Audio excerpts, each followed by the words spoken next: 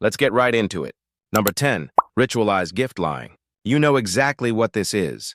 Someone hands you a gift, you open it, your face does that weird frozen smile thing, and without even consulting your actual thoughts, your mouth says, "Oh my God, I love it." Even if what you're holding looks like it escaped from a gas station clearance bin in 2003. This isn't politeness, this is a full-blown psychological performance. Your brain is running a split-screen operation. On one side, honesty. On the other, social survival. And social survival wins every single time, because Christmas has quietly trained you to believe that emotional truth is dangerous in December. You're not opening a gift. You're diffusing a bomb made of someone else's expectations. Psychologically, this taps into something called impression management.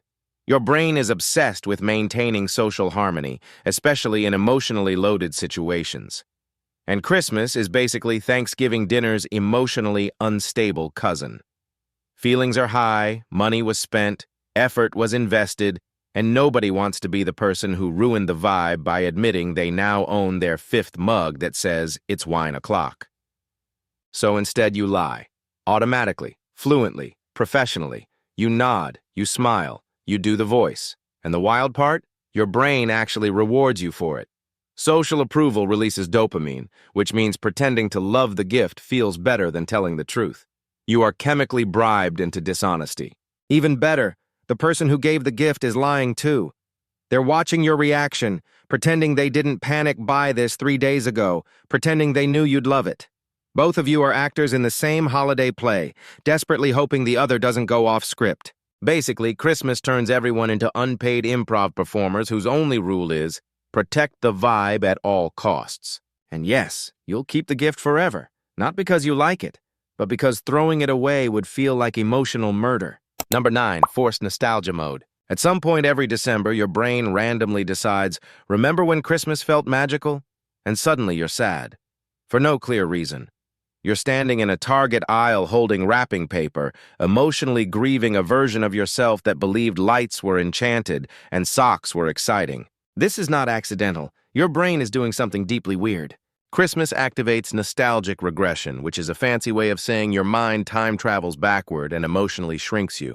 Smells, songs, decorations, they all bypass logic and punch you directly in the childhood memories, and your brain doesn't just remember those moments, it edits them, aggressively. You don't remember the boredom, the family tension, or the weird uncle ranting about politics. You remember warmth, safety, magic.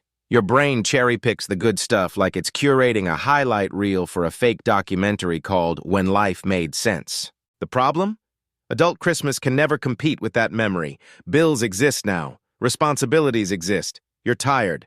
So every year there's this subtle emotional letdown where you're not sad about the present. You're sad it doesn't feel like the past. Psychologists link this to emotional contrast. Your brain compares now to then, not fairly but romantically.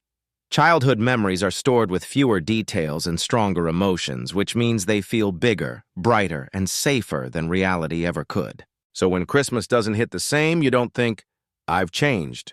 You think, something's missing. And that missing thing is just your 8-year-old brain, running on wonder instead of stress and caffeine. Basically, Christmas doesn't make you sad. It reminds you that you grew up, and your brain hates that more than burnt cookies. Number 8, competitive decorating delusion. At some point, you stop decorating for joy and start decorating for war. You tell yourself it's festive, but deep down, you know the truth. This is not about cheer. This is about dominance. Somewhere between hanging the third string of lights and adjusting the inflatable snowman's posture, your brain quietly decides, we must not be outdone by the neighbors. This taps into social comparison theory, which means your brain measures your worth by glancing sideways. Christmas just weaponizes it. Decorations become visible proof that you are trying hard enough at life. And once you see someone else's house glowing like a small airport runway, your brain panics. Because now it's not about lights, it's about status. You don't even like decorating. It's cold. The lights tangle themselves out of spite. Yet you persist. Because backing down would feel like admitting defeat. And defeat smells like judgment. Your brain imagines the neighbors whispering, wow, they really gave up this year. Which they are not doing, at all. But your brain doesn't care. What makes this psychologically weird is how quickly it escalates. One wreath turns into three. A tasteful string of lights becomes a synchronized, flashing situation that could summon aircraft. You're no longer expressing joy. You're signaling effort, belonging, and unspoken rivalry. And once it's up, you're trapped. Taking it down early feels like weakness. Leaving it up too long feels like laziness. Congratulations, you've entered the no-win seasonal aesthetic arms race. Basically, Christmas decorating isn't about celebration.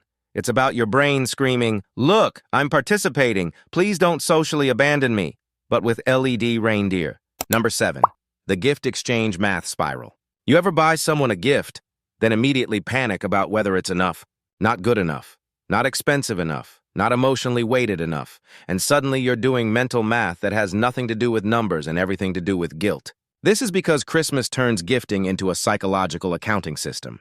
Your brain starts tracking value, effort, thoughtfulness, and reciprocity like it's running a tiny emotional spreadsheet. If someone spends $40 on you and you spent $25 on them, your brain doesn't see a $15 difference. It sees moral failure. This is rooted in reciprocity pressure. Humans are wired to hate imbalance. We want social exchanges to feel even because unevenness triggers anxiety. Christmas just amplifies this by making all exchanges visible, emotional, and public. You're opening gifts in front of witnesses. There are reactions, judgments, vibes. So when you open something amazing and realize your gift is still in a bag with a receipt, your soul briefly leaves your body. You promise yourself you'll make it up to them later, even though later is a fictional concept your brain invents to cope. What's wild is that the thought doesn't actually fix the anxiety, because your brain doesn't measure intention, it measures outcomes. You didn't fail because you didn't care. You failed because the math feels wrong. That's why people overbuy, overwrap, and overexplain their gifts. You're not being generous. You're trying to silence the internal auditor that only wakes up in December and judges you harder than your credit card company. Basically, Christmas gifts aren't presents. They're apologies wrapped in paper. Number 6, performing happiness on command. Christmas morning arrives and suddenly everyone is expected to emotionally sparkle on schedule. It doesn't matter how you slept, what you're stressed about, or whether your soul is running on fumes. The calendar says it's a happy day, so your brain is supposed to flip the joy switch instantly. And if it doesn't, congratulations, you now feel guilty for feeling normal. This is psychologically weird because emotions do not work like appointments, but Christmas treats them like they do. What's happening here is emotional scripting. Society hands you a pre-written role. Be grateful, be cheerful, be present, be festive, and your brain tries to follow it even when the feelings don't match. That mismatch creates something called emotional dissonance, the mental strain of acting one way while feeling another. So you smile harder, you laugh louder. You say things like, "This is so nice," while your brain quietly checks out and scrolls imaginary to-do lists. And the harder you try to feel happy, the more artificial it feels. Because now you're monitoring yourself. Am I happy enough? Do I look happy? Is everyone else happier than me? The worst part? Everyone else is doing the exact same thing. The room is full of people performing joy for one another, mistaking exhaustion for failure, and assuming they're the only ones not doing Christmas right. Psychologically, forced happiness backfires.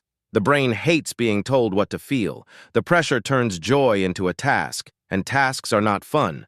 Tasks are stressful, so instead of feeling festive, you feel evaluated. Basically, Christmas doesn't make you fake happy because you're broken. It makes you fake happy because your brain is rebelling against emotional homework. Number 5, food coma justification rituals. At no other time of year do humans eat like this and then collectively agree it doesn't count. You eat until you can't move. You eat things you didn't even want. You eat because someone offered, because it's there, because it's tradition, because refusing would require explanation. And then, instead of concern, everyone nods approvingly like this was not only expected, but morally correct. This is normative disinhibition. Christmas temporarily suspends your usual rules. Calories don't count, portions don't exist. Self-control is considered suspicious. The environment tells your brain this is allowed, so your brain says say less. Food during Christmas isn't about hunger. It's about signaling participation. Eating becomes a social act, not a biological one. Saying I'm full feels rude. Saying no thanks feels like rejection. So you keep eating even as your body files a formal complaint. And once you're uncomfortably full, something strange happens. Relief. Because everyone else is too. Shared discomfort equals bonding. You're not sick, you're together. The food coma becomes proof you did the holiday correctly. Psychologically, this also ties into scarcity memory. Even if you've never lacked food, your brain treats abundance as special. Overeating feels like celebration because it signals safety and excess. The aftermath, the regret, the lethargy, is just part of the ritual. Basically, Christmas dinner isn't a meal. It's a group agreement to ignore your body in the name of tradition. Number 4, family role reboot failure. No matter how old you are, how successful you've become, or how many responsibilities you manage daily, the moment you walk into a family Christmas gathering, your brain time travels backward. You are no longer an adult. You are who you were. Suddenly, you're being talked over, teased, monitored, or subtly corrected like it's your job to maintain the family's original narrative. Your adult identity, the one that pays bills and makes decisions, politely waits in the car while your childhood role clocks back in. This happens because families operate on frozen role dynamics. Your brain learned who you were in that system early on, and those patterns got reinforced over years. Christmas, with its emotional weight and shared history, reactivates those old pathways instantly. So even if you've changed, the environment hasn't. Your nervous system recognizes the setting and flips to autopilot. You respond the same way. You feel the same things. You wonder why you suddenly feel smaller, quieter, or weirdly defensive, even though you don't feel that way anywhere else in your life. What makes it unsettling is how involuntary it is. You don't choose to regress. Your brain just says, yes, this place. We know how to survive here. Basically, Christmas doesn't make your family treat you like a kid. Your brain quietly agrees to the contract because it learned it a long time ago. Number 3, scheduled togetherness exhaustion. Christmas loves the idea that more together is automatically better. All-day gatherings, back-to-back events, constant conversation, zero escape. Your brain is expected to treat non-stop socializing as nourishing instead of draining. And if it doesn't, you feel defective. But here's the weird part. Even people who like their families get exhausted. This is social overstimulation. Your brain can only process so many voices, emotions, and micro-interactions before it needs a break. Christmas removes those breaks. There's no "I'll leave soon," there's no quiet exit. You are there, and being there is the activity. So your brain starts conserving energy. You zone out. You get irritable. You suddenly need to check something in another room, not because you're antisocial, but because your nervous system is overloaded. The guilt comes from the expectation mismatch. You think togetherness should feel warm. When it feels heavy instead, you assume something's wrong with you. But nothing is. You're just human, with a brain that needs space to reset. Basically, Christmas togetherness isn't too much because you don't care. It's too much because your brain isn't designed for marathon bonding. Number 2, the sudden need for meaning. Around Christmas, your brain abruptly decides that everything must mean something. The tree isn't just a tree, it's tradition. The dinner isn't just dinner, it's connection. The moment isn't just a moment, it's a memory in the making. And once your brain frames it that way, pressure enters the room like an uninvited guest who won't stop staring. This is existential amplification. Certain events get labeled as important, and once that happens, your brain raises the emotional stakes. Ordinary interactions are no longer allowed to be ordinary. They must be warm, significant, worth remembering in 10 years. So if the moment feels flat, if the conversation is awkward, if you're bored, distracted, or tired, your brain panics, because now it's not just a bad moment, it's a wasted Christmas memory. And that thought alone is enough to ruin the rest of the day. The irony is that meaning can't be forced. The harder you try to feel it, the more self-conscious you become. You start watching yourself experience the moment instead of actually being in it. And nothing kills authenticity faster than monitoring it. Basically, Christmas makes your brain chase meaning so aggressively that it trips over the moment itself. Number 1, the post-Christmas emotional drop. It ends just like that. The lights come down, the music stops, the group chats go quiet, and suddenly you feel off. Not devastated, not sad, just strangely empty, unmotivated, and mildly disoriented. Like you woke up from a vivid dream and now reality feels dull. This is anticipatory dopamine withdrawal. For weeks, your brain had something to look forward to. Plans, events, traditions, even stress counts as stimulation. Christmas gave your brain structure and anticipation, which means it was dripping dopamine in preparation mode. Then it's over. No buildup, no replacement. Just regular days again. Your brain doesn't interpret this as normal, it interprets it as loss. The contrast hits harder than the holiday itself, which is why the emotional dip feels confusing. Nothing is wrong, but something feels missing. That missing thing isn't Christmas, it's anticipation. Psychologically, humans struggle more with endings than with stress. Stress at least feels active. Endings feel empty. So the post-Christmas slump isn't a failure of gratitude.